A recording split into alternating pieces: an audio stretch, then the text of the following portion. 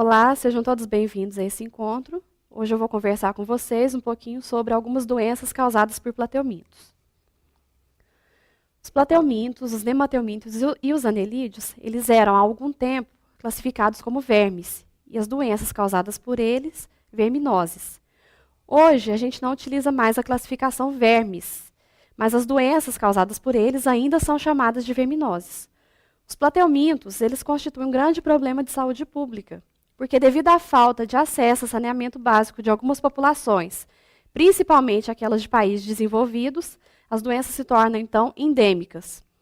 Das doenças causadas por plateumintos, hoje nós vamos estudar as três principais: a teníase, a cisticercose e a esquistossomose. A teníase tem como agente etiológico a Taenia solium, no caso de suínos, e a Taenia saginata, no caso de bovinos.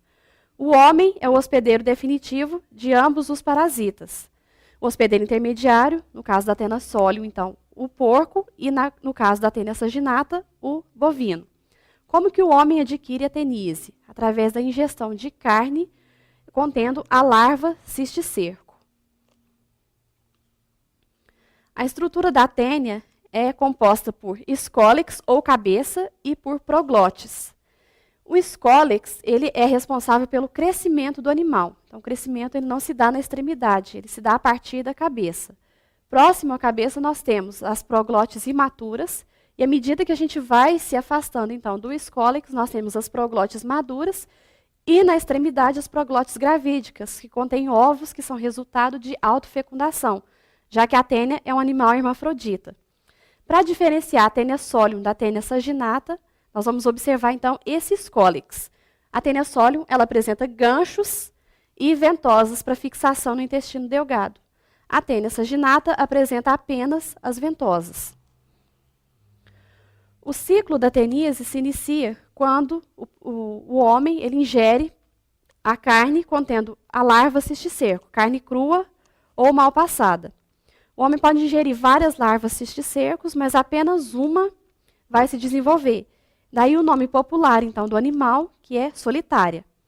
Bom, então, uma vez que o homem ingeriu essa larva cisticerca, ela chega ao intestino delgado e se transforma no verme adulto.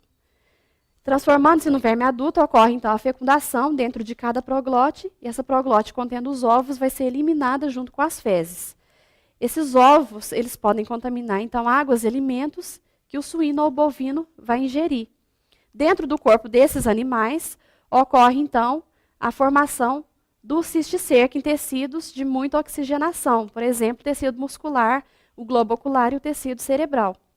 Aí, quando o homem se alimenta da carne desse animal, a gente tem o reinício do ciclo.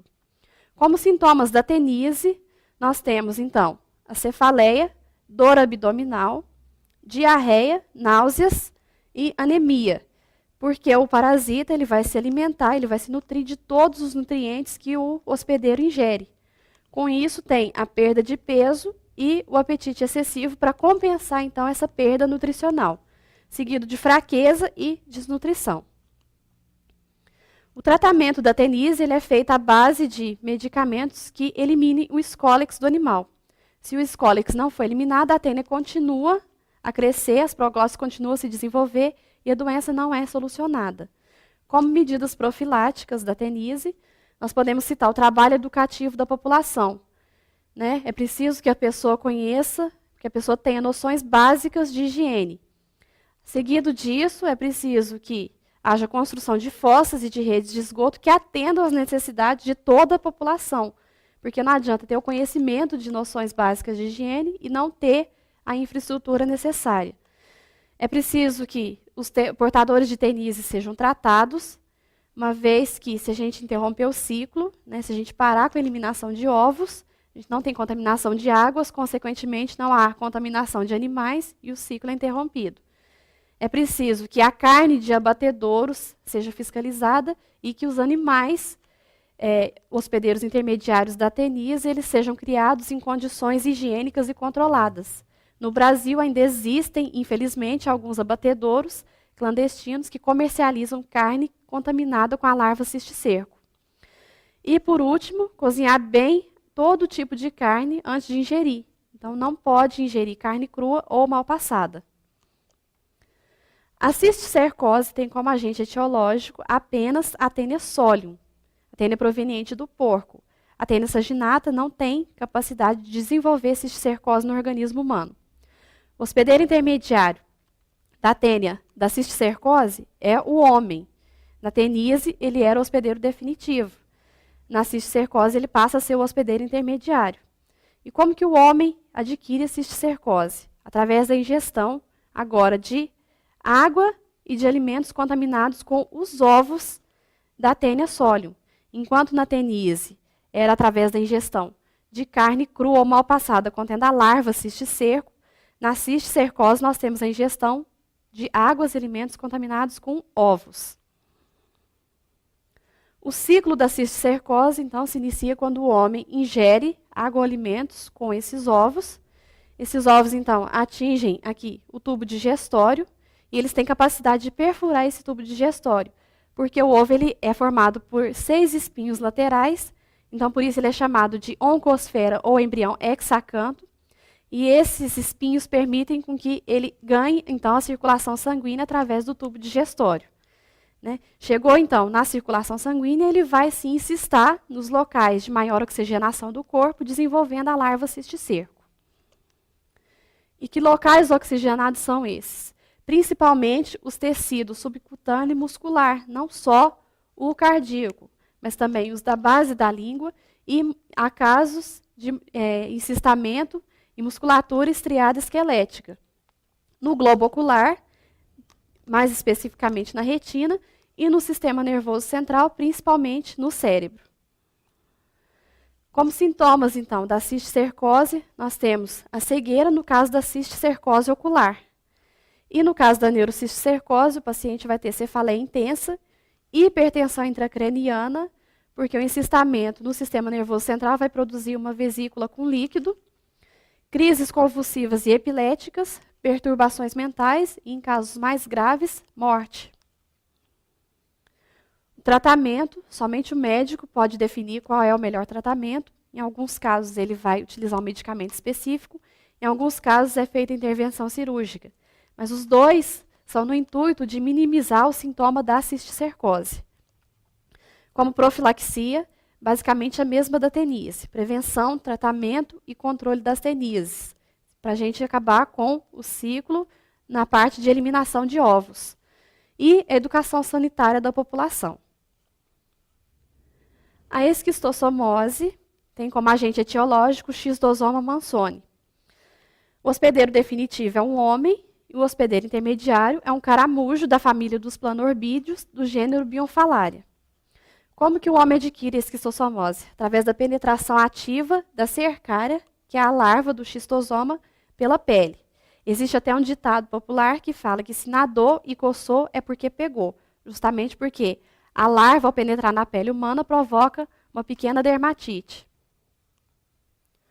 O ciclo da esquistossomose, então, se inicia quando o homem entra em contato com as chamadas lagoas de coceira e a cercária penetra ativamente pela sua pele.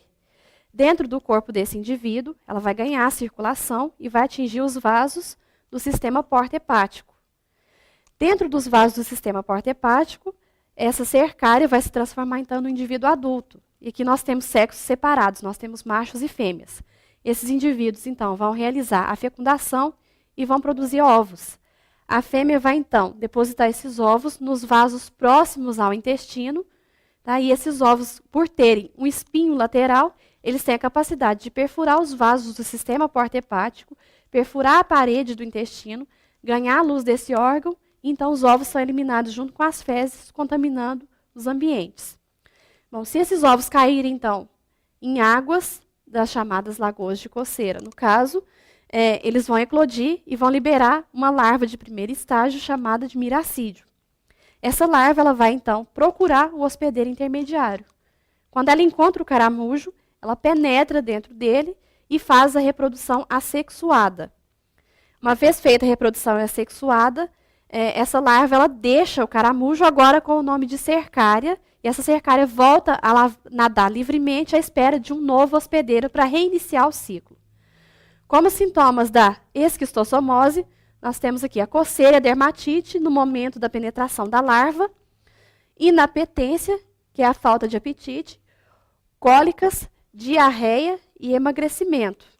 Além disso, nós temos hepatomegalia, que é o aumento do fígado, devido à presença do parasita nos vasos do sistema porta-hepático, esplenomegalia, que é o aumento do baço, e ascite, ou barriga d'água, que é o nome popular da doença. E por que ocorre a ascite? Devido também à presença do parasita nos vasos do sistema porta-hepático. Aí ocorre extravasamento de líquido no local e aumento do volume abdominal. O tratamento da esquistossomose é definido apenas pelo médico. Somente o médico sabe o que é melhor para cada paciente. Como medidas profiláticas, é preciso que se realize o tratamento da população parasitada, é preciso que toda a população tenha acesso a saneamento básico, é preciso fazer o combate ao caramujo vetor. E nesse combate pode ser feito o controle biológico. A tilápia, ela é um peixe que é o predador natural do caramujo. Ela se alimenta, então, do caramujo. É preciso que as pessoas evitem o contato com as águas das chamadas lagoas de coceira, e se esse contato for inevitável, é bom que a pessoa utilize produtos cercaricidas de uso tópico, são pomadas locais que servem para eliminar a cercária, para matar a cercária, e também é preciso que se faça uso de proteção para os pés. Recapitulando o que nós vimos na aula de hoje, então a pessoa ela adquire tenise quando ela ingere a larva cisticerco junto com carne crua ou mal passada. Essa larva cisticerco chega ao intestino delgado e se transforma no indivíduo adulto. No caso da pessoa ter ingerido carne suína, tênia solium. E no caso da pessoa ter ingerido carne bovina, a tênia saginata. Como sintomas da tenise, nós temos então dores de cabeça, dores abdominais, náuseas, anemia, fraqueza e deficiências nutricionais. Tudo isso devido à presença do parasita no intestino delgado. A pessoa adquire cisticercose quando ela ingere ovos em água ou alimentos contaminados, ovos de tênia solium, no caso. Esse ovo contendo a oncosfera ou embrião hexacanto, ele chega à parede do tubo digestório, penetra essa parede, perfura essa parede do tubo digestório e ganha a circulação sanguínea. E essa oncosfera vai se encistar, então, em locais de grande oxigenação, principalmente tecido cerebral, musculatura estriada esquelética e o globo ocular. Como sintomas da cisticercose, nós temos então a cegueira, no caso da cisticercose ocular, já que o parasita se instala na retina. E no caso da neurocisticercose, nós temos dores de cabeça, desmaios, convulsões e mortes em casos mais graves. E por último, a pessoa adquire esquistossomose através da penetração ativa da larva pela pele. Essa larva, então, atinge a circulação, chega ao sistema porta-hepático, se transforma no indivíduo adulto e produz ovos. Esses ovos perfuram a parede do intestino e são eliminados com as fezes. Como sintomas da esquistossomose, nós temos dores abdominais, cólica, diarreia, hepatoesplenomegalia, cirrose e ascite, ou barriga d'água, causada pelo extravasamento de líquido no abdômen.